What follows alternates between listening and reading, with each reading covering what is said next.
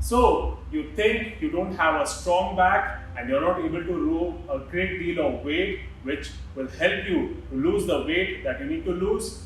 Everybody thinks that they know the right way to do every exercise and they are more than happy to share that knowledge with you. But you have to be careful in choosing the advice that you should be following. In this video, I want to address a very important issue and a question: what is the correct form when you're doing rowing and why it is so important? My friends, so the short answer is your safety. Doing any exercise with wrong form can result in injury. It will also prevent you from getting the full benefit of the workout that you're doing.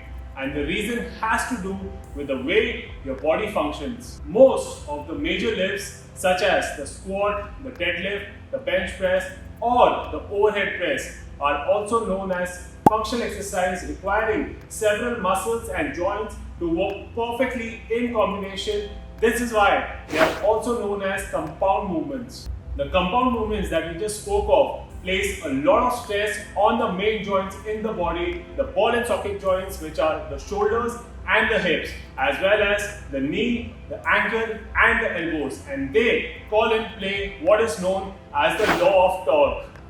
So before we understand the law of torque and exactly how to generate the rotational forces at the shoulder, it's very important for us to understand how the shoulder joint is articulated. So what we have here is the humerus, which is the upper arm bone of your body.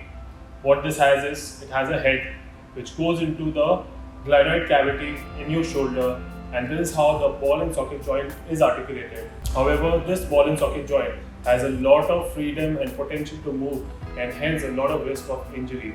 So to protect the joint from the injury, what we have is a fibrous layer of tendon, and that's how it looks.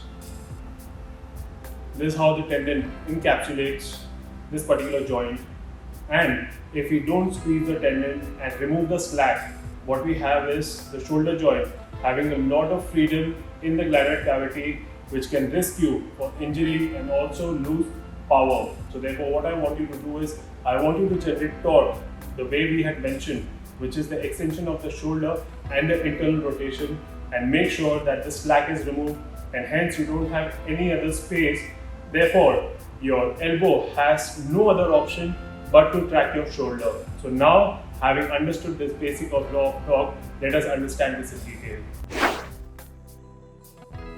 When you're doing a row exercise, for example, the shoulder joint is going into an extension to get into the concentric phase of the exercise. During this time, the shoulder joint also needs internal rotation in order to achieve excellent stability in the cervical and the thoracic regions of the spine, forcing it into a neutral position and getting the vertebrae properly stacked up upon one another. Simply put, the law of torque demands that when the shoulder joint is into an extension, then it rotates inward, not outward.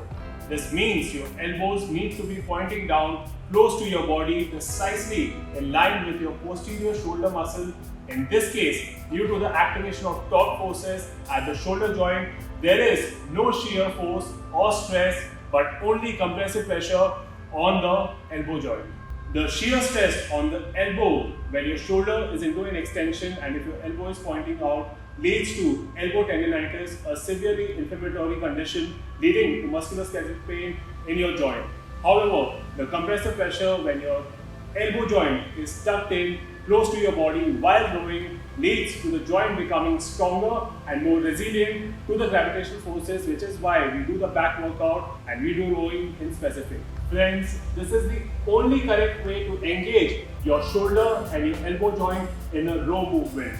But if your shoulder is pointing outward, then that means that the torque at the shoulder joint is completely lost and the joint comes under shear stress. This means your form is wrong and you can injure yourself. As far as barbell exercises for the back are concerned, such as the bent over rows or the deadlift, while gripping the barbell, merely try to create rotational forces at the shoulder joint as if you were about to break the bar and bend the bar towards you. This mechanism of a shoulder extension with internal rotation ensures that your shoulder is in a good position to either do a deadlift or a bend over row safely and effectively without risking the injury to your shoulder joint or straining your upper back region of the spine, because now you have the torque activated at your shoulder joint. Guys, so follow me and I will take you through the right way to work out, clearly explaining you and reasoning out why am I saying so each and every time. And when you work out right, eat right, sleep right, you make sure that the fitness becomes a natural part of your life.